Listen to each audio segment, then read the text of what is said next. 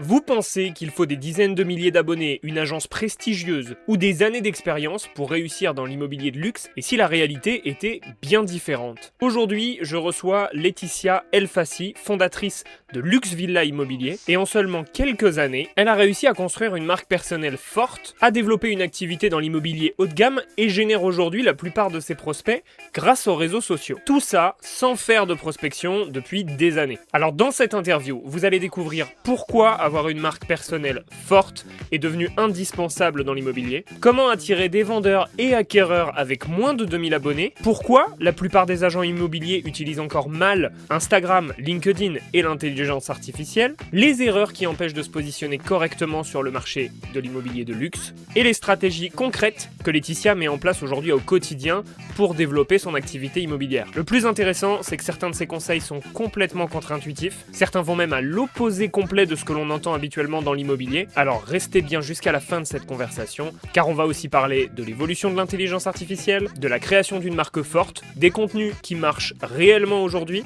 et de ce qui fera la différence entre les agents qui réussiront dans les prochaines années et ceux qui disparaîtront progressivement du marché. Je vous laisse maintenant avec Laetitia, bonne écoute. Bonjour Laetitia. Bonjour Séverin. Merci d'être là, merci beaucoup d'être présente sur la chaîne. Je voulais t'inviter parce qu'il y a plein de choses chez toi qui ont attiré mon attention. On fait partie du même réseau, c'est pour ça que l'on s'est croisés. Et aujourd'hui, on va parler de pas mal de choses. Je vais te laisser de toute façon prendre le temps de te présenter pour que je ne le fasse surtout pas à ta place. Mais on a pas mal de sujets, notamment l'identité de marque, les réseaux sociaux, le marché particulier qui est le tien qu'on va aborder aujourd'hui. Donc écoute, est-ce que tu peux nous dire un petit peu plus sur toi, sur ton activité, comment tu as été amené à l'immobilier, où tu Eh ben, travailles et tout ça, tout ça? tout d'abord, merci de m'avoir invitée, c'est super sympa. Et Avec voilà, plaisir. je me présente donc Laetitia Elfassi, j'ai 51 ans, je suis maman célibataire et je suis donc chef d'entreprise et représentante fondatrice de la marque Luxe Villa Immobilier. Mmh. Donc ça fait à peu près 7 ans que j'ai commencé l'immobilier, 6-7 ans. C'était une évidence pour moi. En fait, c'était dans ma tête depuis tellement longtemps et voilà, j'ai profité de la crise du Covid, du confinement, pour faire ma reconversion professionnelle et je me suis lancée, à fond. OK. Voilà. OK, tu es sur Montpellier, c'est ça? Alors je suis sur Montpellier et oui, oui, je suis sur Montpellier. Alors je suis pas de Montpellier, mais je travaille sur Montpellier. Je suis là depuis 10 ans. Sur Montpellier, une ville que j'adore, une ville que je connais parfaitement et voilà. OK. Bon, tu as déjà, commencé finalement l'une des discussions que je voulais avoir avec toi, c'est la discussion de la marque puisqu'effectivement tu fais partie des quelques conseillers ou conseillères immobiliers, je sais pas d'ailleurs quel est le terme que tu emploies pour toi, mais en tout cas qui a fondé sa propre marque. C'est-à-dire que même Ouais, si tu fais partie d'un réseau, tu as ton ouais, identité de marque avec ton ouais. nom, avec, ta charte graphique. Avec vraiment, voilà une tout ce qui peut constituer une marque.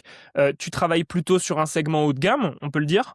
Ouais, Et tu as une marque qui colle finalement à ce secteur-là et puis tu as mis aussi un peu de ton personnel dans ta marque. Alors, avant de rentrer dans cette ouais. conversation-là de la marque qui est très importante, mais qui peut prendre du temps, est-ce qu'avant d'être dans l'immobilier, toi, tu avais une expérience, commerciale? Ou est-ce que tu es arrivé, complètement novice dans, les boulots commerciaux, on va dire? Non, en fait, j'ai toujours été, depuis le plus jeune âge, depuis mes 21 ans, dans le commercial soi-disant, mais Mmh. plus dans les médias, en fait. J'ai travaillé, plus de 15 ans dans le marketing et la communication à des postes de cadre supérieur, tout d'abord à Paris. Voilà, tout est un peu lié, mais voilà, le commercial, c'est pas juste imposé en moi. Ça fait, plus de 20 ans que je fais ça.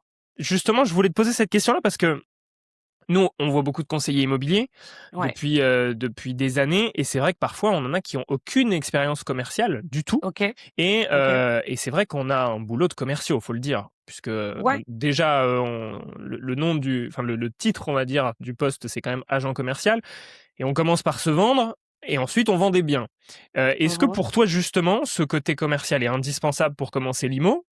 Ou est-ce que, tu penses qu'on peut arriver sans aucune expérience d'un boulot, de vente quoi, clairement? Alors, je je ne dirais pas que mon métier est un métier de commercial. Ouais. Cependant, si tu n'as jamais rien vendu, c'est sûr que c'est un petit peu compliqué de closer une vente. Mon métier, je dirais plus que c'est un métier de l'écoute et de réponse aux besoins. Mmh. Alors si tu définis ça comme un commercial, certes, mais je pense qu'il faut avoir bien plus que la fibre commerciale pour faire ce métier, surtout dans le haut de gamme. Ouais, ouais, ouais, je suis complètement d'accord avec toi là-dessus. En plus, bah, pour le coup, j'ai rencontré parfois des commerciaux qui disaient souvent, qui répétaient cette phrase: «Il faut être commercial, pas conseiller» et j'ai un peu l'impression que dans Ouais. notre métier, on est conseiller, pas commercial. Je sais pas si tu vois ce que je veux dire? Alors il faut un peu des 2, je pense, parce qu'on est vraiment avant tout, dans l'immobilier, un métier de conseil. Nos clients sont complètement novices dans l'immobilier, c'est pour ça qu'ils font appel à un professionnel Mmh. et ils ont besoin d'énormément de conseils, que ce soit des conseils commerciaux, des conseils juridiques, des conseils tout conseil.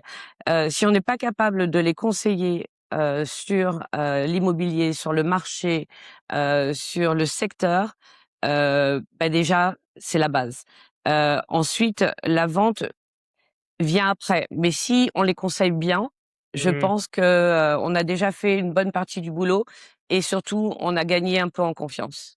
Oui, oui, il y a une connaissance finalement parce que quand tu es arrivé sur ce métier-là, toi, tu avais déjà des connaissances en immobilier ou, tu l'as découvert avec le temps? Puisque tu dis, tu avais une grosse expérience Ouais, commerciale.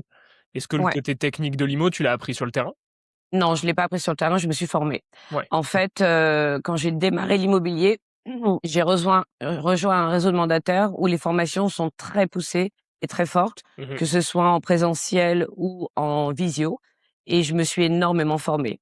En fait, j'ai commencé en mai 2020 et de mai 2020 jusqu'à la fin de l'année, bon, j'allais un peu sur le terrain, mais je me suis formée énormément. J'ai fait, on a Mmh. besoin de quelques heures de l'eau allure tous les 3 ans. Moi, j'en ai fait presque 100 heures en même pas 4 mois. Ouais. Et c'était hyper important de commencer par la base, c'est-à-dire la formation, plutôt que de commencer par le terrain. Parce que si on n'est pas formé, on peut pas conseiller nos clients. Ouais, c'est clair. Ça t'enlève un Ouais, peu peut-être aussi ce symptôme de l'imposteur que tu peux avoir, enfin ce syndrome de l'imposteur pardon, que tu peux avoir au début comme beaucoup, qui commencent où, exactement, tu te sens pas légitime. exactement. Je ne peux pas aller chez un client ou faire une estimation, un avis de valeur, des conseils stratégiques, je ne peux pas si je suis pas formée, en fait. Mmh. Parce que je vends du vent, sinon. Donc c'était hyper important pour moi de me former dès le départ et après d'attaquer sur le terrain, quoi. Voilà. OK. Bon, alors allons sur le sujet forcément de ton identité de marque, on a commencé à en parler.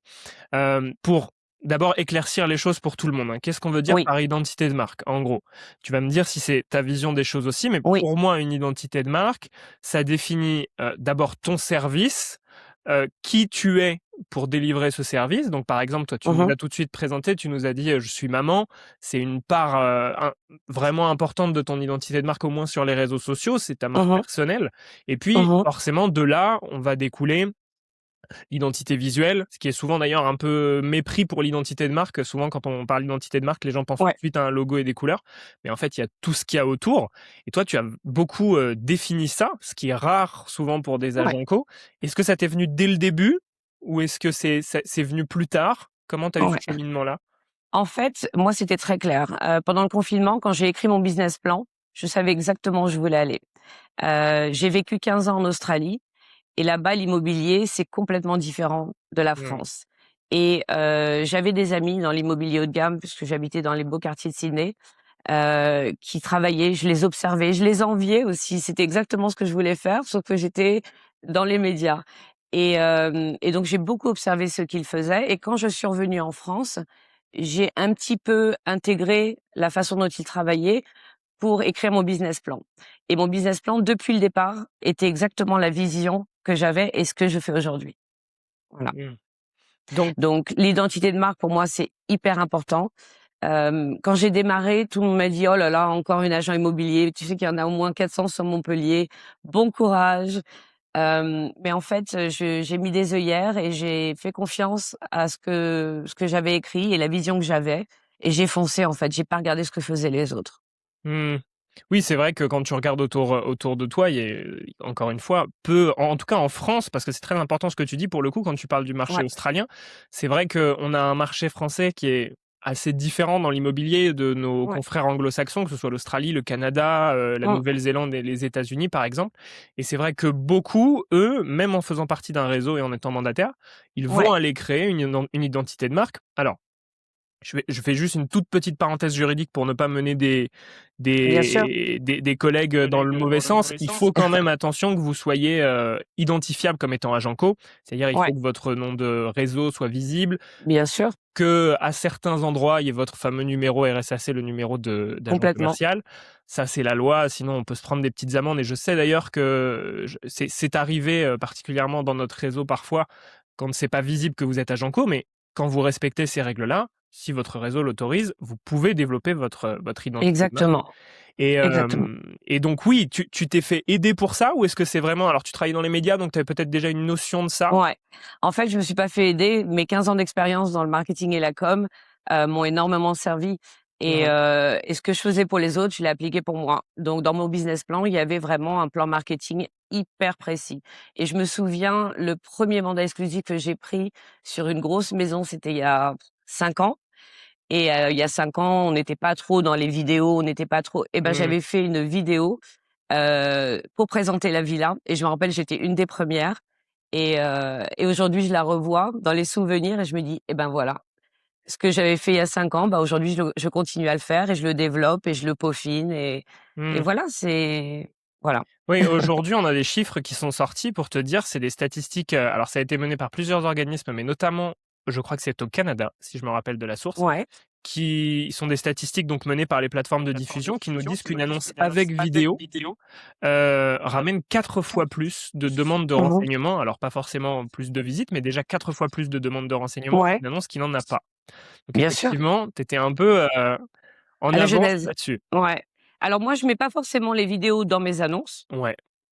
Je vais tout le temps, faire appel à un photographe que je tra avec qui je travaille, pour faire les photos, pour faire les drones, pour faire des rushs pour mes Mmh. vidéos que je monte moi-même d'ailleurs Mmh. mais par contre, je fais énormément de contenu sur mes réseaux sociaux. Pour moi, c'est hyper important. J'ai pas d'agence physique, j'ai pas d'adresse, au pas de porte.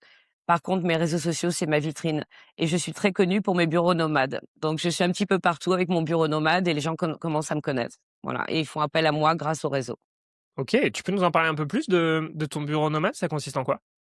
Bah, en fait, je me connecte de partout, là où il y a une Wi-Fi Ouais. et je travaille et les gens le voient et je le communique et c'est comme ça. Et quand on me dit: «Où est votre bureau?» ben, je suis partout où la Wi-Fi est connectée. OK. OK, OK. Que ce soit une signature, que ce soit, hem, du travail administratif, que ce soit un rendez-vous avec un client, je les reçois partout, sauf dans un bureau, sauf Mmh. dans une agence. Aujourd'hui, on est dans le digital, les gens ne vont plus frapper aux portes des agences pour aller chercher une maison. Alors je critique pas les agences bien évidemment, mais en tout cas moi j'ai voulu faire quelque chose de différent. Mmh. Oui, tu en fait, ça t'arrive d'ailleurs de rencontrer directement sur le terrain, pendant que tu Ah mais travailles? tout le temps en Ouais. fait, tout le temps et c'est d'ailleurs le plaisir que j'ai parce que j'ai tout le temps l'impression de vivre à mon rythme et de là où je veux. Voilà. Mmh. Oui, c'est là que souvent on a enfin souvent, oui, oui, souvent on a des commentaires nous disant que, le digital dans l'immobilier, c'est un peu la mort du contact humain. Alors que moi je trouve qu'au contraire. Pas du tout, au C contraire, c'est le Ouais, lien direct avec l'humain. ouais, c'est ça. En fait, ça vient Ouais. vraiment faire, ça vient te faire voir, mais la rencontre avec le client, c'est toujours la même et elle est Mmh. toujours là. Les gens, ils s'immiscent dans ta vie, tu les connais pas, Mmh. tu publies des choses et voilà et tu as des retours. Alors au début, c'est un petit peu timide et puis tu commences à avoir beaucoup de vues, beaucoup de contacts, beaucoup d'interactions et ça, c'est ça qui me motive aussi. Voilà. Mmh. Tu disais effectivement, tu voyais en Australie des connaissances qui étaient dans le marché du luxe, dans le marché haut de gamme. Toi, tu es tout de suite rentré par ce marché-là. Est-ce que c'est justement ce côté identité de marque et réseaux sociaux qui t'a permis de le faire ou est-ce que c'est plutôt, les connaissances? Comment tu rentres dans l'immobilier haut de On gamme m'a tout de souvent suite, hein? posé la question, c'est une bonne question. En fait, si tu veux, quand j'ai démarré, j'ai Mmh. commencé comme tout le monde à rentrer un T2, un T3 de ma voisine, une recommandation dans le quartier. Alors oui, j'ai vendu, Mais en fait, mon réseau était tel, puisque j'étais directrice commerciale moi-même Europe d'un grand groupe de médias avant de faire l'immobilier. Mmh. Mon réseau était tel que, on m'a recommandé une maison, à 1,3 million, puis on m'a recommandé une maison à 1,5 million et en fait, ça s'est fait naturellement et quand j'ai vu que mon réseau m'apportait automatiquement des recommandations, comme ça, ça s'est fait naturellement. C'est ce que je voulais, mais mon réseau a fait que j'ai toujours fréquenté, des cadres supérieurs et puis la première vente amène la deuxième. Tiens, cette vente s'est très bien passée avec un très grand chef d'entreprise, il m'a recommandé un ami à lui et cetera et cetera. Mmh. Voilà. Est-ce que pour quelqu'un qui commence dans l'immobilier et qui aimerait justement aller un jour sur ces marchés-là, alors évidemment c'est propre aussi à notre zone, hein, même si on Ouais, n'est pas tout à fait au même endroit, on est tous les 2 sur la Côte d'Azur, on a mmh, un marché haut de gamme beaucoup plus présent qu'ailleurs. bien Mais est-ce sûr. que tu penses qu'il faut passer d'abord par un marché traditionnel pour se faire la main? Ou qu'au Oui, contraire oui tu penses, oui, je pense parce que surtout si on démarre dans l'immobilier, il faut vraiment maîtriser tous les codes, mmh, d'une vente de A à Z, toutes les formations. Il faut vraiment, démarrer en bas, et se dire: «Bah, je fais toutes les erreurs maintenant» parce qu'en fait, quand tu montes dans le haut de gamme, c'est des codes complètement différents, c'est des ventes complètement ouais, différents. Les les erreurs relations ne avec les pardonnent pas. clients sont différentes, les financements sont différents. En 6 ans d'immobilier, j'ai jamais fait appel à un courtier parce que mes clients ont déjà leur financement, ont déjà leurs conseils. Donc en fait, c'est un métier complètement différent. Mais il faut être prêt, je pense, et être armé avant de démarrer parce qu'une faute, c'est fini, tu es grillé. Ouais, ouais, c'est ce que j'allais dire, c'est La impardonnable. confidentialité, c'est hyper important, le professionnalisme, Mmh. la discrétion, la disponibilité. Moi, je suis disponible 7/7, même si je suis maman solo, je suis disponible 7/7. Mes clients savent qu'ils peuvent m'écrire un samedi soir devant un match de foot ou faire une visite un dimanche après-midi. J'essaye toujours de me rendre disponible. Mmh. Il y a une, Voilà. est-ce que tu vois aussi justement dans ta communication et quand tu as construit ton identité de marque, j'imagine avec cet axe-là, tout dès le début, avec cet axe haut de gamme? Alors en fait, si tu veux, j'étais, comme je te disais, dans un réseau avant Ouais. et en fait, quand j'ai commencé à voir que je faisais beaucoup de mandats à plus d'1 million, je me suis dit j'avais déjà réfléchi, hein, sur la marque, je voulais vraiment Mmh mh. créer une marque qui me ressemblait. Mmh. Donc c'est moi qui ai créé la marque, c'est moi qui ai créé le logo, c'est moi qui ai créé la stratégie. En fait, j'ai tout fait et parfois c'est compliqué parce que tu gères tout, puis tu as envie d'être sur le terrain et cetera. Mais j'ai maîtrisé exactement ce que je voulais, projeter et ce qui me ressemblait, en fait, tout simplement. Et aujourd'hui, je solidifie ma marque, à 100. Mmh. Tu la changes parfois? C'est-à-dire que ça t'arrive de pas de changer de direction, mais d'apporter des modifications, à Mais la bien fois sûr, mais ouais. bien sûr, on apprend tout le temps. J'ai fait des choses, dans ma stratégie qui ne fonctionnaient pas, donc Mmh mh. j'ai changé, j'ai essayé. On essaye toujours plein de choses dans une stratégie marketing. Il y a certaines choses fonctionnent, d'autres pas. Voilà. Par exemple, aujourd'hui, tu vois, on fait un podcast. Moi, j'ai toujours été très timide de parler face caméra. Bah, j'apprends petit à petit et tu vois, c'est parti. On essaie plein de choses et on voit ce qui marche.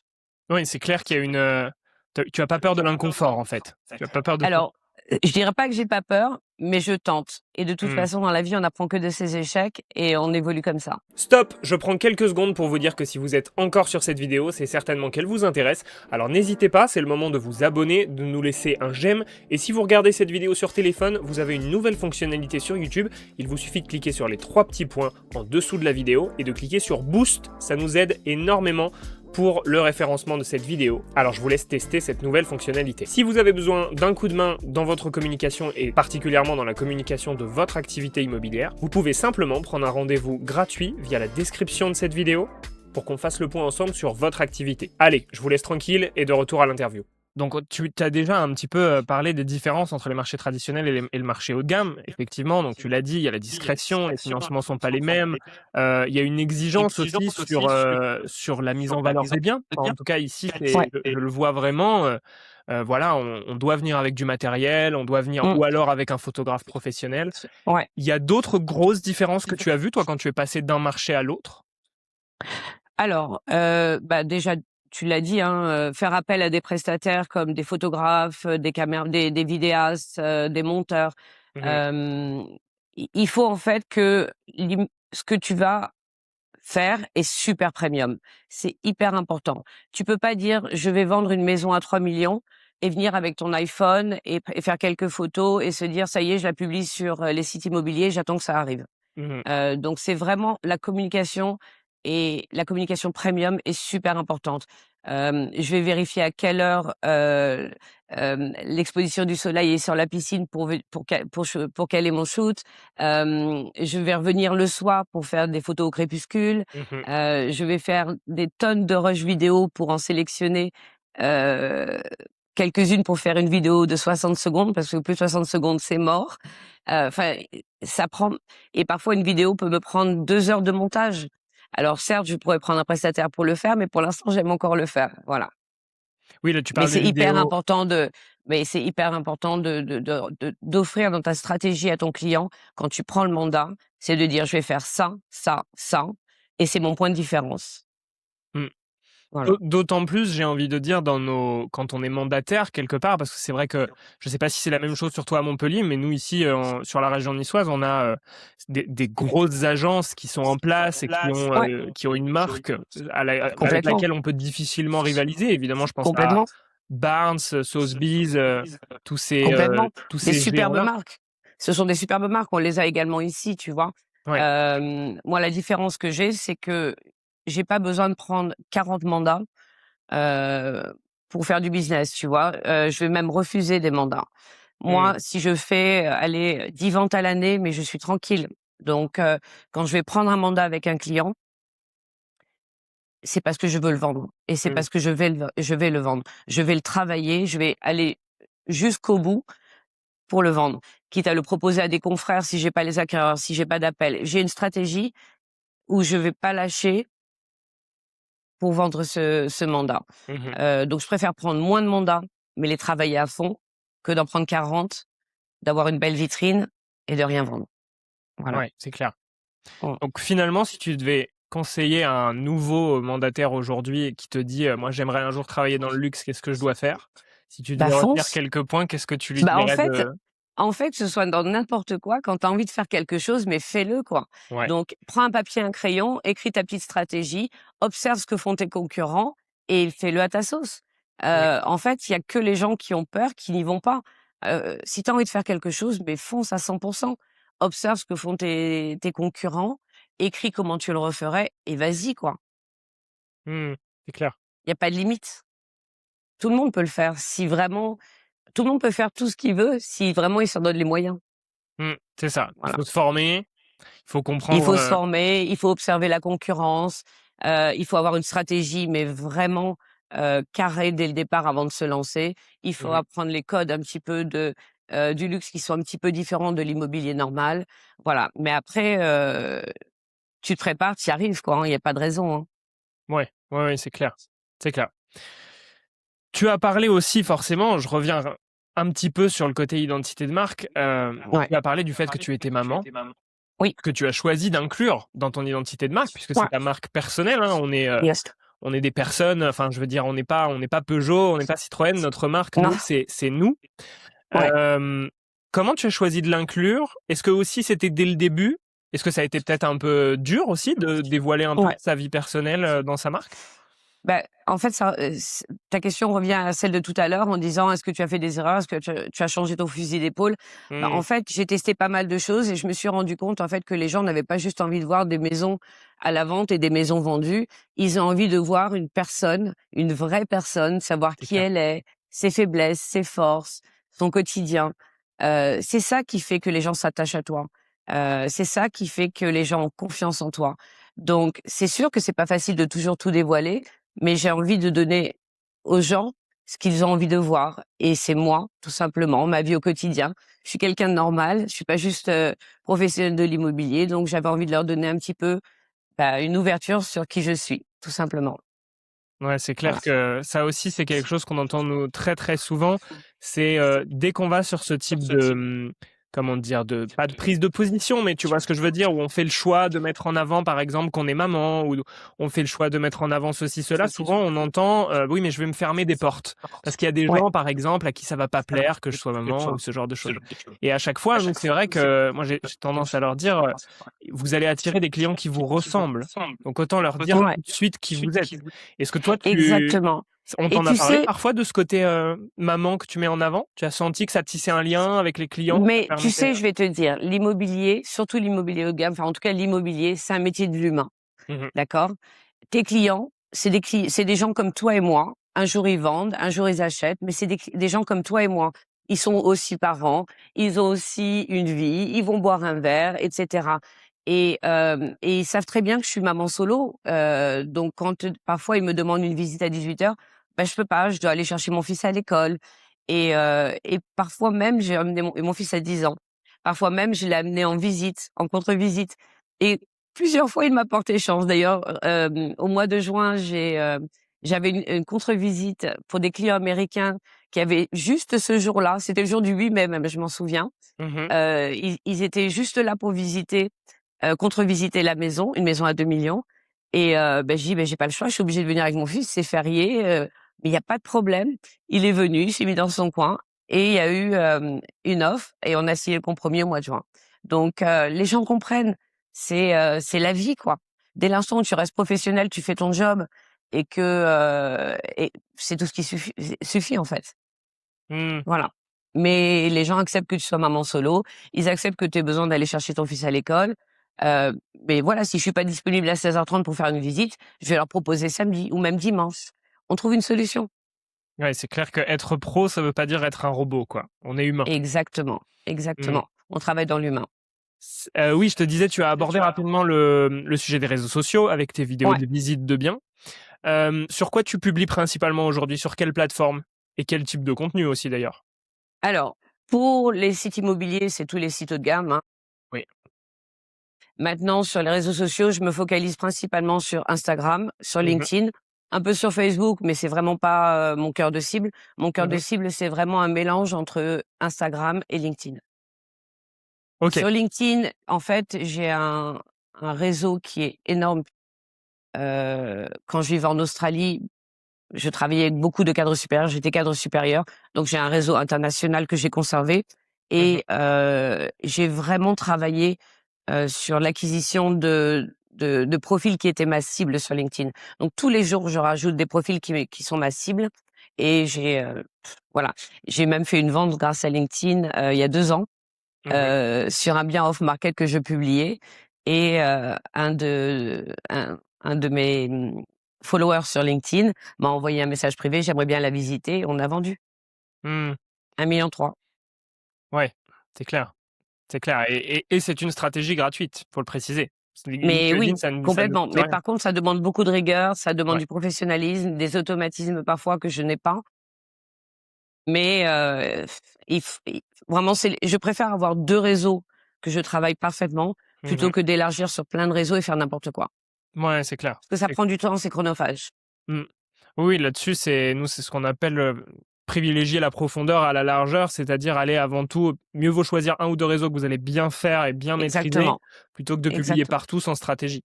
Et donc toi, exactement. tu as principalement des acheteurs qui te viennent via les réseaux plus que des vendeurs? Les 2. Ouais, les 2. La dernière fois, j'ai publié, une vente que j'ai un vendeur qui m'a contacté en me disant: «Bon, bah, ça fait un petit moment que c'est à la vente, est-ce que tu peux venir, réestimer la maison?» J'ai pris le Mmh. mandat et voilà. Non, j'ai vraiment un mix des 2. Des Ouais. gens qui me parlent de leurs projets d'acquisition, plein de choses. J'ai vraiment beaucoup de contacts. En fait, tous mes contacts, c'est via les réseaux et les recommandations. Oui, Je c'est-à-dire dirais que 80% de réseaux, ouais. 20% de recommandations en ce moment, alors qu'avant, c'était complètement le contraire. C'était plus de recommandations et Mmh. un petit peu de réseaux. Là, je vois que j'ai vraiment bien travaillé les réseaux et j'en ai régulièrement. Oui, tu ne fais pas de prospection sortante, c'est-à-dire que tu vas pas chercher le client, Non, ça fait 5 ans que j'ai pas fait de prospection. Alors par contre, si, quand, j'ai un acquéreur qui a une recherche vraiment précise, et c'est vraiment ciblé, mmh. je peux aller faire la recherche pour ce client, avec des courriers vraiment précis pour aller démarcher le type de bien qu'il recherche. Mmh. Oui, en fait, même dans un marché haut de gamme, c'est très difficile de faire de la prospection sortante. De toute façon, les gens n'ont pas envie d'être embêtés aujourd'hui. Oui. Moi, la première, si quelqu'un vient sonner à ma porte en me disant: «Besoin de ça ou ça», mais je claque la porte et ça m'intéresse pas du tout. Mmh. Donc je vais pas aller embêter les clients chez eux. C'est pas du tout ma démarche. Par contre, si je vois qu'un bien, peut correspondre, à la recherche ciblée de mes acquéreurs, j'envoie un courrier, vraiment ciblé et détaillé et ils m'appellent s'ils en ont envie et s'ils sont intéressés. Mmh. Oui, donc ta première source de prospects chronologiquement, je parle, ça a été les recommandations et peu à peu, tu as développé les réseaux sociaux pour venir, j'imagine aussi un peu, compenser le fait que parfois la recommandation, il y a des hauts et des bas. C'est ça? Bah, c'est pas ça, hein, des recommandations, j'en ai et parfois Oui, comme c'est des toujours. recommandations qui sont pas trop dans ma cible. Donc le Mmh. mandat m'intéresse pas forcément. Donc des recommandations, j'en ai mais c'est vrai que les réseaux, c'est vraiment, là où j'en ai le plus, quoi. Parce que les gens voient ce que je fais Mmh. et ils me contactent directement. Que c'est la meilleure des recommandations. Oui, c'est clair, c'est clair. Il y a Avant, les vraiment gens regardaient tes avis sur Google oui, pour se dire mais aujourd'hui, les codes, ils changent, plus personne ne va enfin si, encore il y a des gens qui regardent sur Google en disant: «Quel est l'agent immobilier qui fait des villas contemporaines sur Montpellier?» Si, les gens le font encore, mais aujourd'hui, ils vont demander sur ChatGPT: c'est ce que j'allais te dire, «Bon ouais, voilà, de plus donne-moi en une plus, liste de tous les agents immobiliers qui font ça mmh. et montre-moi un peu les comptes Instagram qui fonctionnent bien». En fait, il faut faire un mélange de tout et c'est pour ça que ta présence sur les réseaux est primordiale. Oui, c'est clair qu'aujourd'hui, de plus en plus, on va poser la question à ChatGPT ou à l'intelligence artificielle et pas que aux réseaux enfin, aux moteurs de recherche. Donc il y a une notion de Mais ChatGPT est en référencement. train de remplacer Google, qui l'eût cru? C'est clair qu'il y a une notion maintenant de référencement sur l'intelligence Mais artificielle qui est complètement. hyper récente et qu'on n'avait pas prévue mais qui suit un peu les mêmes règles, hein, finalement, c'est-à-dire que c'est le nombre d'avis que vous avez sur Google, c'est votre Ouais, positionnement en résultat de recherche.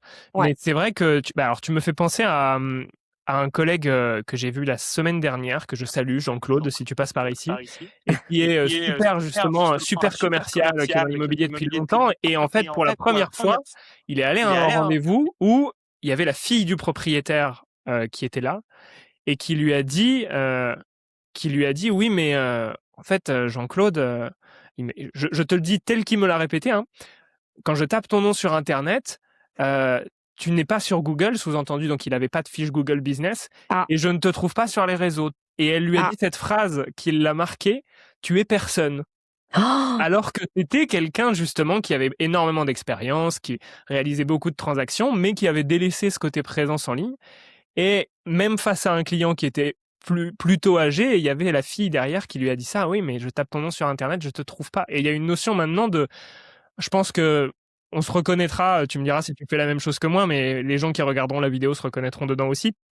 Quand on veut aller au resto maintenant, généralement la première chose qu'on fait, c'est qu'on va regarder les avis sur internet et c'est un peu en tout cas quand on veut découvrir un restaurant qu'on connaît pas, c'est un peu comme ça qu'on se fait sa première idée. Oui, oui. Et les propriétaires pour, faire appel à un conseiller immobilier, bah, ils font un peu ça aussi et la présence en ligne, devient, hyper Et de toute importante. façon, tu es pas présente en ligne, tu n'existes pas. Aujourd'hui, il faut être clair, hein. Mmh. Tu beau être le meilleur tu beau être le meilleur agent immobilier, si tu n'es pas présent en ligne en fait, ça vaut pour tout le monde. Tu beau avoir la meilleure boulangerie avec les meilleurs croissants du monde, si personne le sait, personne va les acheter. Ouais, exactement, exactement et c'est presque un peu malheureux, mais ce que je dis souvent, c'est que dans notre métier, il y a le côté, vraiment, la qualité du service qu'on délivre et il y a le côté communication. Évidemment, il y a d'autres aspects aussi, mais ce que je veux dire, c'est que un bon communicant qui est pas très bon agent immobilier, il y a des chances qu'il s'en sorte mieux qu'un très bon agent immobilier qui est mauvais communicant. Alors oui, les gens vont faire appel à lui parce qu'il est très communicant. Maintenant, s'il est nul, ça va Oui, vite il se faut alors, savoir. c'est sûr qu'ils ne Mais referont pas bon, appel à voilà, lui, mais s'il est bon pour trouver des nouveaux clients, ouais. Maintenant, c'est le b.a-ba de la communication. Si personne ne sait quitter, personne va venir te voir, hein. c'est clair, c'est clair et alors Après, c'est toi à toi de choisir tes canaux de communication. c'est ça et alors pour revenir sur les réseaux sociaux forcément, toi comment tu as choisi un peu ta ligne éditoriale et comment tu sais ce que tu publies finalement, au jour le jour ou à la semaine? Tu publies pas mal de vidéos, on en a Ouais, parlé, les vidéos de visite de biens. C'est quoi ouais. tes axes de publication principaux? Alors, je fais un petit mélange de tout. Donc bien évidemment, les biens que j'ai à la vente, mon quotidien, Mmh. Ça peut être, des conseils, sur le métier, ça peut être les coulisses de ce que je fais, ça peut être les échecs aussi, parce qu'on parle pas que des réussites. En fait, j'essaie de mixer un peu tout ce qui peut intéresser les gens autour de notre métier, en Mmh. mixant, les formats. Ça peut être des réels, ça peut être des stories, ça peut être des collaborations, ça peut être des podcasts. Voilà, en fait, j'essaie de faire un mix de tout. Je vois un petit peu les retours et après je change un petit peu de direction selon les retours et selon l'engagement. Mmh. Et tu publies, pas au jour le jour, mais je veux dire, tu trouves tes idées instantanément, tu fais tout d'une foulée ou est-ce que tu as un système pour t'organiser? Parce Alors que j'imagine que tu alors as pas beaucoup de temps en étant maman alors, en plus? ouais, c'est ça. Au début, je faisais vraiment tout au jour le jour, des fois parfois quand mon fils allait dormir, je faisais le soir mon contenu pour le lendemain. Mmh. Maintenant, j'essaye un petit peu plus de d'automatiser les choses. Donc je me suis formée à l'IA, et j'essaie d'automatiser certains systèmes. Mmh. Maintenant, c'est vrai que, je fais encore beaucoup, beaucoup de choses, toute seule et pas tout est automatisé. Donc je suis dans le process d'apprendre et d'automatiser un petit peu plus, mais c'est vrai que je fais tout et je fais parfois le soir, quand ma journée est terminée parce que j'ai pas le choix. Mmh. L'idéal, c'est de publier tous les jours quand même, hein. Même si tu mets que 3 stories et que tu as pas le temps de faire un réel, heu, les gens te suivent et si un jour ou 2 tu publies plus, bah, ils sont dans le manque, clairement. Moi, je le vois, hein, je suis des comptes, s'ils publient pas tous les jours, je suis là: «Bah, alors qu'est-ce qu'il fait? J'ai envie de voir ce qu'il fait». Ouais, c'est clair. Donc il faut tout le temps, essayer de publier quelque chose, même si c'est pas grand-chose, mais il faut être présent. Ouais, le must pour te dire, nous, auquel on est arrivé vraiment en testant un peu tout, c'est 3 à 5 réels par semaine, donc 3 à Ouais, 5 vidéos par semaine quand ouais, vous pouvez et quand vous avez le système pour le faire c'est ça, et dans l'idéal des stories tous les jours c'est ça, pour pouvoir, revenir régulièrement devant les gens qui vous suivent puisque pour rappel, c'est ça. les réels, ils vont s'adresser aux 3 quarts à des gens qui te connaissent pas et les stories vont s'adresser quasiment que aux gens qui te connaissent, donc ça permet de Mais c'est pas vrai, pas forcément parce que moi je vois les les audiences? statistiques sur mes stories Ouais, et sur les statistiques, tu peux voir le nombre de non followers et de followers ouais, et j'ai pas mal de stories avec de non followers donc je pense qu'il faut faire un mix de tout, hein. Soit les oui, c'est clair. stories, les carousels, les réels. Moi, j'ai pas forcément le temps de faire 3 à 5 réels par semaine, Mmh. donc je fais vraiment un mix de tout. Voilà, j'ai pas, non plus 50 000 followers, donc je pense que je pourrais faire mieux. Mais c'est du work in progress, comme on dit en anglais. Oui, c'est clair, c'est clair. Bah, après, je crois que le chiffre moyen pour les stories, c'est 98 de followers. Après, si tu as une bonne stratégie, tu peux clairement, avoir plus de non-followers qui vont voir tes stories. Mais c'est vrai que tu soulignes un point important là aussi, c'est que, je n'ai plus en tête, en mémoire exacte ton nombre de followers, mais tu n'es pas suivi par, 20 000 personnes. Non, j'ai 1 674 followers, donc c'est pas Voilà, énorme, mais ça mais suffit c'est pour faire vrai du que business. c'est une communauté qui est très engagée, donc j'ai pas mal de Mmh, retours et d'engagements, de vues. Là, j'ai fait une vidéo il y a 3 semaines, j'ai 21 000 vues et 450 likes, mmh. sans collaboration, sans publicité, donc c'est que de l'organique. Donc pour moi, c'est des bons retours. Ouais, Je c'est clair. préfère avoir peu de followers, mais avoir beaucoup d'engagement, que plein de followers et zéro engagement. Complètement, c'est exactement ce que justement je voulais rebondir sur ce point-là parce que souvent, quand on parle réseaux sociaux, les gens ont tendance à se dire: «Waouh, mais ça y est, il va falloir être influenceur, avoir 10 000 personnes qui nous suivent» Non. et tu es la preuve que non, même Bah, avec non, j'en ai 1 600 pas followers. énormément, mais il y a beaucoup d'engagement, c'est le plus important. En fait, la qualité que de la quantité. Moi, je Mmh. préfère. Comment tu crées cet engagement concrètement? Est-ce que tu as repéré les mécanismes qui font, que les gens vont venir commenter, vont venir, engager des discussions peut-être Tu même? veux toutes mes stratégies? Non, pas en détail, tu es pas obligé de tout Non, nous mais dire, en mais fait, c'est important comme je te disais, de faire un mix, d'un ouais, petit peu tout, de tester ce qui fonctionne, d'inclure un appel à l'action, sur certaines choses pour que les gens puissent voir et pas juste de leur donner de la vitrine. En fait, mmh, pour les engager, il faut donner de l'appel à l'action, et exactement. voir comment ça fonctionne. Ouais, justement, c'est là-dessus, je voulais te lancer là-dessus pour savoir si c'était quelque chose que tu faisais. Donc oui, les stories avec les sondages, les questions, engager des discussions Les en fait, hein. liens, ouais, ouais, c'est hyper important parce que sinon c'est que de la vitrine et bon après, bon, bah, les gens ils regardent, ils zappent, Mmh. mais si tu donnes pas un peu de call to action comme on dit en anglais, les gens ils s'ennuient puis en plus, enfin ça va pas plus loin que de la vitrine. Ouais, c'est ça. Nous, ce qu'on veut, c'est créer des discussions, C'est c'est créer de créer des l'engagement. échanges. Ouais, ouais, ouais, Exactement. complètement. Là-dessus, tu parlais tout à l'heure même du fait que sur LinkedIn, tu allais t'abonner à des gros comptes, enfin à des comptes qui peuvent, correspondre à ton client en fait, Ah ton bah, cible, ouais. potentiel. Ouais, complètement. Et là-dessus, alors je sais pas si j'imagine que tu as déjà entendu parler de cette stratégie qui consiste à s'abonner à plein de gens pour espérer qu'ils s'abonnent en retour et qu'on fasse grossir le compte comme ça. Attention, si on va sur cette ligne-là, je le dis pour les gens qui nous regardent, il faut que vous créiez de l'engagement et de au moins, une forme d'engagement et dans l'idéal des vraies conversations avec les gens qui vont s'abonner en retour, sinon ils s'abonneront à vous pour les mauvaises raisons et vous aurez une audience, exactement comme tu l'as dit, qui est assez, factice en fait. Parce que Factice et platonique. ouais, voilà, c'est ça. Moi, je dois rajouter peut-être 10 personnes par jour quand même sur LinkedIn, mais des personnes Mmh. ciblées. Par exemple, un de mes clients a fait un post en taguant des personnes. Je regarde et je me dis: «Tiens, ça pourrait être pas mal». Donc je dois ajouter 5 à 10 personnes par jour et toujours dans ma cible. Après, la façon dont tu communiques sur LinkedIn est complètement différente de celle, dont tu communiques sur, Instagram. Mmh. Mais toujours important, de mixer aussi, ton quotidien, d'engager, ta cible LinkedIn sur certains sujets, commenter sur les posts de tes clients quand tu sais que c'est ta cible, parce que sur LinkedIn, tout ce que tu fais est vu, que Ouais. voilà, c'est une stratégie complètement différente, mais Ouais, très c'est clair intéressante que et très qualitative. ouais, là-dessus, nous, on dit souvent les réseaux sociaux, il faut que vous voyez ça comme une rue à double sens et pas une rue à sens unique. Dans le sens où C'est pas mal, ouais. vous aussi, il faut aller, engager, enfin, il faut aller s'engager dans le sens, réseaux sociaux, c'est-à-dire, avoir de l'engagement vis-à-vis des contenus qui sont postés, aller commenter, aller aimer, et cetera, et cetera. C'est aussi comme Mmh, ça qu'on mmh mh. fait, qu'on crée des conversations, des prospects et des futurs clients. Complètement. Tu as vu des contenus qui marchaient avant, qui ne marchent plus aujourd'hui ou qui se Bah, démarquent même de tout ce complètement. que tu publies? Complètement, bah, je vais te donner l'exemple, les visites virtuelles. Ouais. Il y a 4 ans, tout le monde faisait des visites virtuelles. Mmh. Aujourd'hui, plus personne n'en fait. Enfin, déjà d'une, c'est moche, d'utiliser, les points, d'aller d'un point, les gens veulent de l'instantané, veulent du vivant. Ils préfèrent voir une maison, filmée en vidéo que d'aller faire une visite virtuelle. Ça fonctionne plus. Il y a plein de choses qui fonctionnent plus. Il y a quoi, je saurais pas te dire, mais tu sais, avant, on publiait tout le temps les maisons, les maisons, les maisons. Ouais. Aujourd'hui, les gens ne publient pas que des maisons. Ils ont compris qu'on avait besoin d'humains. Donc, en Mmh. fait, le marché immobilier, surtout le marché immobilier haut de gamme, évolue constamment. Moi, la façon dont je vendais les biens il y a 6 ans est complètement différente de celle d'aujourd'hui. Mmh. Complètement. Oui, ça, tu l'apprends, via des crash tests un petit peu. Tu l'apprends, Mais en complètement. ouais.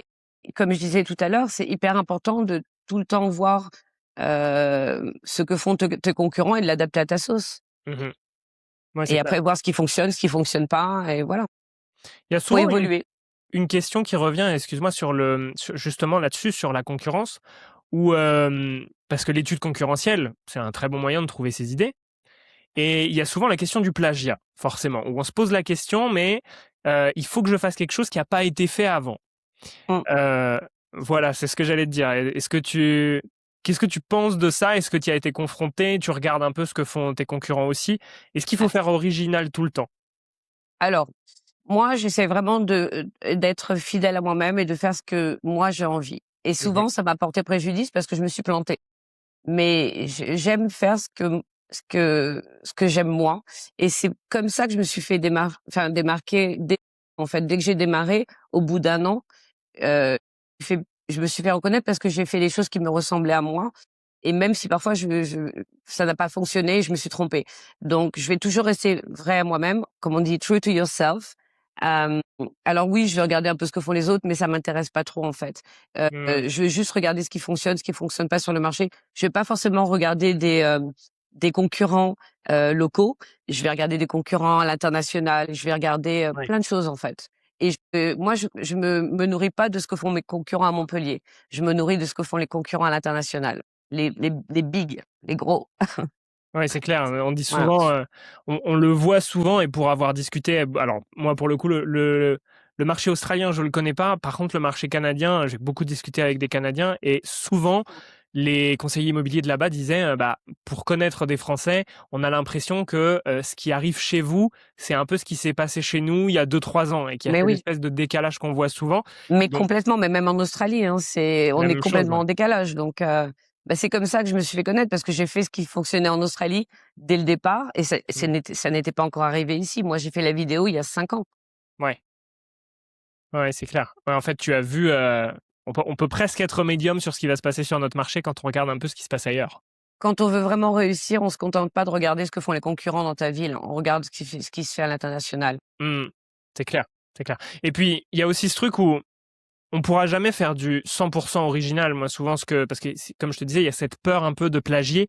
Si, exactement comme tu l'as dit, vous restez, on va dire, en alignement avec vous-même, avec votre marque, votre personnalité, si vous allez juste récupérer une idée ou un sujet que vous avez vu qui vous intéresse ailleurs, ça va quasi systématiquement donner quelque chose de totalement différent. Évidemment, il ne s'agit pas de reprendre tout un texte ou un contenu ou ce genre de choses, mais plutôt juste une idée ou une question et d'y répondre à ta façon, comme tu l'as dit.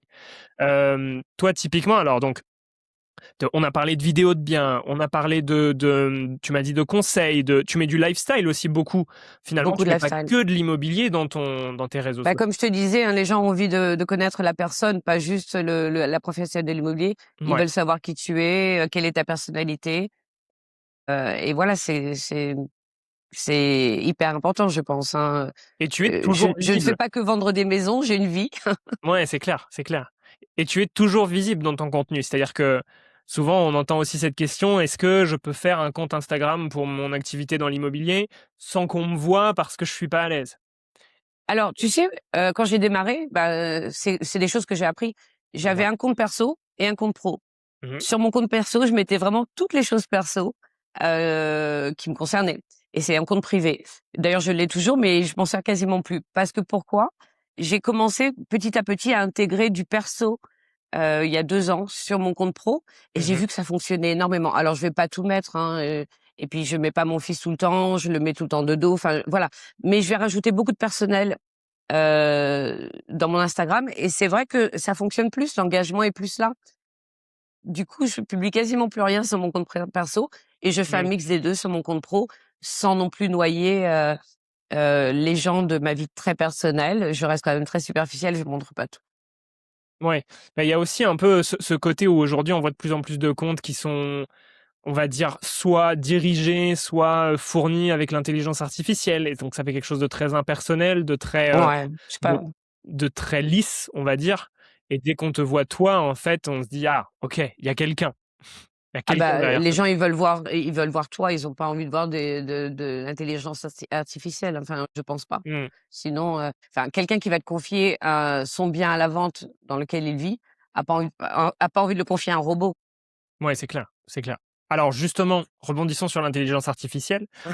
Qu'est-ce que tu utilises toi aujourd'hui autour de tes réseaux sociaux comme outil, on va dire? Est-ce que tu utilises l'IA? Tu me l'as dit un petit peu, mais dans quel domaine? Est-ce que tu utilises un CRM à côté? Alors, comme tout le monde, hein, je me suis mis sur ChatGPT, il y a un petit moment, Mmh. en abonnement, bien évidemment, donc je l'utilise tous les jours pour poser des questions comme tout le monde, mais je me suis rendu compte que c'était pas suffisant. Donc, là, je suis en train de me former à Claude, Ouais. pour automatiser certaines choses, voilà et je suis en train de regarder aussi pour des agents IA, Mmh. pour me faciliter la vie. Donc je suis en plein dedans là. Rien n'est encore fait, mais je suis en pleine formation. Comme je te disais, moi, je veux me former d'abord avant Ouais. de d'appliquer. Ouais, c'est clair que la Claude a pris le devant de la scène il y a quelques mois même, hein, Ouais, avec Claude Code notamment, Claude Code pardon, Claude, Cowork, tout ce qui va là-dessus. exactement. Et d'ailleurs, même pour ce qui est de l'écriture, je trouve que Claude est plus naturel que Bah, bien, l'est ChatGPT. c'est complètement différent. Pour Ouais. automatiser pour automatiser des tâches, il connaît bien plus de choses sur toi, donc et ça va être beaucoup plus poussé. Mmh. Après, il y a pas que Claude, il y a d'autres choses, mais il y a aussi les agents IA. Il y a plein de choses, mais je suis en plein dedans, donc je veux pas tout dévoiler. Ouais, non, bien sûr, ça on est encore au début de toute façon de ces choses-là, il faut se On est complètement former. au début, on est dans l'apprentissage, on est dans les essayages et on Ouais. est dans voilà. Ce qui peut être dur, c'est que ça change très vite, en fait. On a eu un boom des IA ces 3 Mais dernières années complet. Mais en fait, celui qui se met pas à l'IA va perdre beaucoup de temps et va voilà. Mais Mmh. je pense qu'il faut s'y mettre, mais il faut pas faire n'importe quoi. Donc faut y aller doucement, faut se former et puis, mais faut l'utiliser sinon c'est compliqué. Mmh. Oui, qu'est-ce que tu réponds finalement aux conseillers immobiliers qu'on entend souvent qui disent, «Moi j'utilise pas l'IA parce que j'ai un cerveau», par exemple? C'est souvent un commentaire qu'on a. Bah, très bien, n'utilise pas l'IA parce que tu as un cerveau, c'est ton choix, Ouais, ouais, ouais. c'est pas le mien.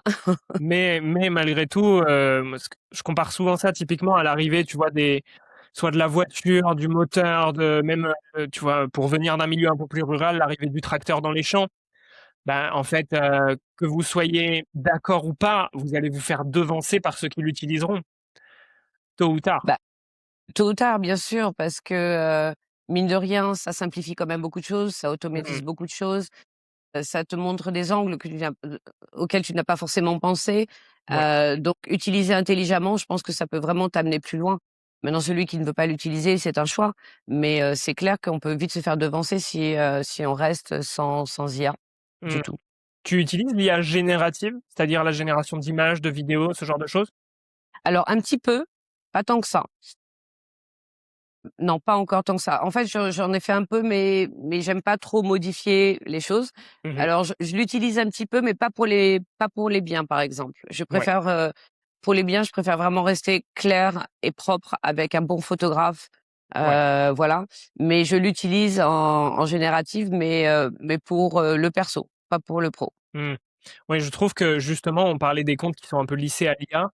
Ouais. Je trouve qu'encore l'IA générative de zéro est pas au point pour moi suffisamment pour être utilisée Non, professionnellement. et je trouve que c'est trop fabriqué. Ouais, Après, tu peux avoir une très belle image, mettre de très belles annonces. Au bout du compte, l'acquéreur va venir visiter la maison et il va être déçu parce ouais. que, bah, c'est pas du tout ce qu'il avait vu sur les photos. Donc non, je l'utilise pas trop sur mes images. Oui et puis là, on voit, au moment où on tourne cette vidéo, on a le dernier modèle de ChatGPT qui est arrivé, je crois, le mois dernier ou le mois d'avant, Qui rivalise beaucoup avec l'autre d'ailleurs. qui rivalise beaucoup avec Claude, c'est vrai. Ouais, Mais de zéro, moi, je trouve qu'on a de là cette patte ChatGPT, le dernier modèle d'image, qui est arrivé, mais on le reconnaît quand même tout de suite. Je sais pas si tu l'as vu, mais tu vois le côté un peu, il y a les mêmes icônes qui reviennent, la même structure pour les posts, pour les choses comme ça. On reconnaît vraiment un espèce de template.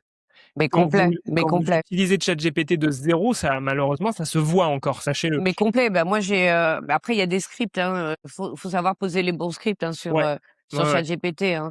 Mais, d'ailleurs j'ai fait une publication sur LinkedIn la semaine dernière à ce sujet-là, Mmh. comme quoi, bah, tout ce que je voyais commençait, à ressembler à une conversation de ChatGPT à ChatGPT, quoi. Donc C'est clair. voilà, faut faire attention, faut vraiment bien, avoir le bon script, bien briefer, Mmh. voilà, mais faut savoir l'utiliser tout simplement, Oui et puis mais il même faut partir de tester. quelque chose, commencer typiquement si vous voulez faire une image, faites un croquis, partez de quelque chose par exemple de grossier sur Canva et donnez-le à ce moment-là à ChatGPT et Ouais, pour avoir fait l'expérience, là il y a une identité, il y a quelque chose. Mais oui complètement. quand on part de zéro, c'est assez chaud je trouve encore. C'est pas encore très personnel, on va dire. Donc OK, les automatisations par intelligence artificielle, j'imagine que tu dois quand même avoir pas mal de prospects à gérer, l'air de rien. Tu utilises un CRM, ce genre de logiciel pour ton Oui, organisation? bah, bien sûr, bah, comme tu es du même réseau, tu connais le logiciel que j'utilise Ouais. et aussi un logiciel de signature électronique et cetera. Mmh mh. Donc évidemment, hein, un professionnel de l'immobilier sans CRM, c'est un petit peu compliqué. Donc oui, j'utilise le CRM OK. pour la base de Là-dessus, données, vendeur, acquéreur, relance, rapprochement et cetera. tu as des automatisations dans les relances déjà, ce genre de choses? Alors je suis pas très Pas encore? c'est pas mon forté, parce que moi je suis un peu à l'ancienne et c'est vrai que j'ai la chance, je retiens tout. Quand je vois quelque chose, je pense directement à quelque chose. Bon, bien sûr, j'utilise mon CRM, hein, Mmh. mais c'est vrai que j'ai les automatismes dans ma tête et parfois c'est pas bon parce que je dors pas de la nuit. Je pense à quelque chose: «Tiens, ça irait bien à un tel» et cetera. Ouais. C'est on déconnecte jamais en fait dans notre métier, je crois. Ouais, non, c'est On clair que déconnecte jamais, il faut avoir les reins solides parce que c'est jamais vraiment facile. Les gens voient souvent, «Ah, elle a mis un panneau vendu» ou «Elle a fait un post vendu, oh là là». ils prennent tant d'argent pour visiter des maisons, et cetera. Mais c'est tellement plus compliqué que ça. C'est pour ça que Mmh. j'essaie de montrer vraiment l'envers du décor sur mes réseaux. Ouais, c'est clair. Non, c'est clair que c'est beaucoup plus compliqué que ce qu'on voit souvent sur les réseaux, justement. Ouais, là-dessus, C'est pour ça que je montre l'envers du décor et enfin, je m'en cache pas. ouais, oui, c'est aussi peut-être là l'intérêt de montrer quelque chose d'un peu moins public, d'un peu plus Moins personnel et d'un glamour et puis voilà, que les gens voient vraiment la réalité du métier, quoi. mmh. Les doutes, les échecs, enfin, il y a plein de choses, quoi. Si c'était si facile, tout le monde le ferait. En parlant d'échecs, qu'est-ce que tu aurais fait différemment si tu devais recommencer aujourd'hui ou conseiller quelqu'un qui commence, encore une fois? Qu'est-ce que tu aurais changé dans tout ce processus que tu as eu? Franchement, pas grand-chose. Je suis assez contente Mmh. d'être restée propre à moi-même, propre à ce que j'avais décidé de faire, le 20 mai 2020. Heu, Mon business plan de l'époque ressemble à celui, Que tu as suivi? d'aujourd'hui. Heu, Mes objectifs ont changé au fil des années parce que je les ai transformés. J'ai adapté, en fait, mes échecs en changeant mon fusil d'épaule. Mmh. Mais vraiment, si je regarde, qui j'étais, à ma première vente en 2021. Je suis assez fière parce que c'est exactement là où je voulais être. Bien sûr, on veut toujours aller un petit peu plus loin, mais je suis restée fidèle à moi-même et j'arrive à concilier ma vie de maman avec Mmh. mon métier. J'ai rencontré des gens formidables et pour rien au monde, je reviendrai dans le salariat. Ouais, ouais, c'est sûr que c'est très, très différent. Ouais. Très, très différent. Et alors, quels sont les plans pour l'avenir? Alors, si tu dis que, on est qu'au début presque, ou en tout cas que tu as encore des idées en tête? Alors, il y a plein de plans pour l'avenir maintenant, l'avenir proche, moyen, long terme. Sur le long terme, j'aimerais toujours évoluer sur ma marque et la consolider. Sur Mmh. le moyen terme, peut-être, voir, comment je pourrais, développer, Mmh. mon équipe. Parce que là, aujourd'hui, je suis toute seule et bon, je travaille avec beaucoup de confrères, mais j'aimerais bien développer mon équipe puisque, j'ai souvent des demandes: «Tiens, j'aimerais bien travailler avec Luxvilla» et cetera. Donc développer mon équipe, au moins sur le moyen terme. Peut-être sur le court terme, me former encore un peu plus parce que j'adore me former et après bon, on verra. J'ai peut-être des idées de podcasts, d'autres choses, mais ça ce sera plus sur le moyen long terme, voilà. Mais je veux pas, courir plusieurs lièvres à la fois. Je préfère, aller doucement mais sûrement que, d'aller vite et me planter. Oui, Voilà. c'est vrai que par rapport à où tu en es, moi j'étais presque surpris que tu n'aies pas encore choisi de déléguer parce que tu dois avoir, une grosse charge de travail et souvent, tu vois, typiquement la première délégation qu'on va aller faire, c'est l'assistant virtuel, enfin en tout cas le et ce qui pour ceux qui ne connaissent pas, qui serait presque une forme de, je vais pas dire secrétaire, mais en tout cas de personne qui va s'occuper de la partie qui vous prend le plus de temps, la plus chronophage et avec la moins de valeur ajoutée. Donc typiquement tout ce qui va être paperasse pour nous, tout ce qui va être ces choses-là. Bon, j'ai un expert comptable, hein, je te rassure, hein, Ouais, quand même. ça je m'en occupe pas. Mais pour tout ce qui est par exemple, oui, réseaux sociaux, tu m'as dit, tu fais encore ton montage, tu fais encore tout ça. Qu'est-ce que c'est qui te Ben, prend en le fait, plus de temps dans j'aime ça et ouais, c'était mon métier pendant 15 ans c'est vrai. donc j'aime le faire, en fait. C'est vraiment ce que je sais faire, Mmh. que j'aime le faire, donc tant que j'aime le faire et que j'arrive à encore le gérer, je vais le faire. Mais il y a un moment donné, je pense que oui, je vais devoir, peut-être, prendre un community manager ou quelque chose comme ça, mais pour l'instant, j'aime encore le faire et j'arrive à trouver du temps pour le faire. Mais bon, c'est sûr que sur le moyen terme, je vais y songer quand même. Qu'est-ce que c'est qui te prend le plus de temps aujourd'hui sur la partie création de contenu? C'est l'écriture, c'est le tournage, le montage? Le montage, Ouais, ouais, d'accord, le maintenant montage. Les montages, alors j'utilise pas mal d'outils, hein, comme CapCut et cetera, ouais. et que je fais tout toute seule. Mais alors ça me prend encore un petit peu de temps, mais ça va venir, ça va venir. Voilà, mais c'est Ouais, vrai que si on peut m'aider sur le montage, ça ce sera beaucoup plus facile, ouais. c'est souvent l'une des premières choses sur lesquelles on délègue aussi, c'est clair. Qui peut se Ouais, trouver de plus en plus facilement aujourd'hui d'ailleurs, sur tous les sites de freelance, comme Fiverr, sur ces sites-là, ça devient vraiment, c'est un métier en pleine expansion, monteur. Donc exactement. ça se trouve même accessible pour des indépendants comme nous. Et le truc, c'est que j'aime le faire aussi, donc Ouais, j'arrive pas à lâcher le bébé. ouais, c'est C'est ça, voilà, faut c'est mon ADN, ça fait tellement longtemps que je fais de la communication et du marketing. J'adore le faire pour moi maintenant, tu vois? ouais, ouais, ouais, c'est clair. c'est clair.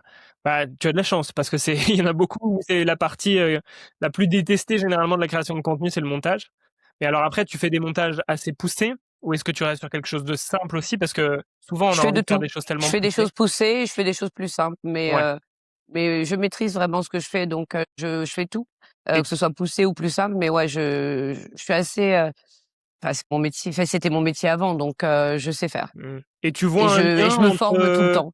entre montage et performance d'une vidéo? C'est-à-dire, je vais formuler les choses différemment. Est-ce que, toutes tes vidéos qui performent le plus, c'est les vidéos les plus montées? Non, pas forcément. Ouais. La dernière fois, j'ai fait un petit, réel de, 7 secondes avec un POV, et Mmh. ça a eu, beaucoup, beaucoup de vues. Tout dépend. En fait, il faut juste trouver le bon angle, qui te ressemble, le bon format et voilà. Ouais, c'est clair qu'aujourd'hui, de plus en plus, c'est pour ça que je te posais la question aussi, on a tendance des fois à se dire, parce qu'on voit des contenus, tu les as certainement vus aussi, les contenus hyper montés avec des zooms, des effets dans tous les sens, qui sont faits par des professionnels, hein, et qui souvent, sont des contenus qui coûtent assez cher à produire. Et de plus en plus, on a aussi une tendance sur les réseaux sociaux qui revient à l'authenticité et où des contenus simples et peu montés, pour ceux qui veulent se lancer sur les réseaux sociaux, vous pouvez y aller, vraiment même du simple sans trop de montage, ça fonctionne parfois aussi bien, voire mieux. De toute façon, il faut tester. C'est clair. Tout le monde a une communauté différente. Il faut tester plein de choses et voir ce qui fonctionne pour ton audience, en fait, tout simplement. Mmh. Mmh.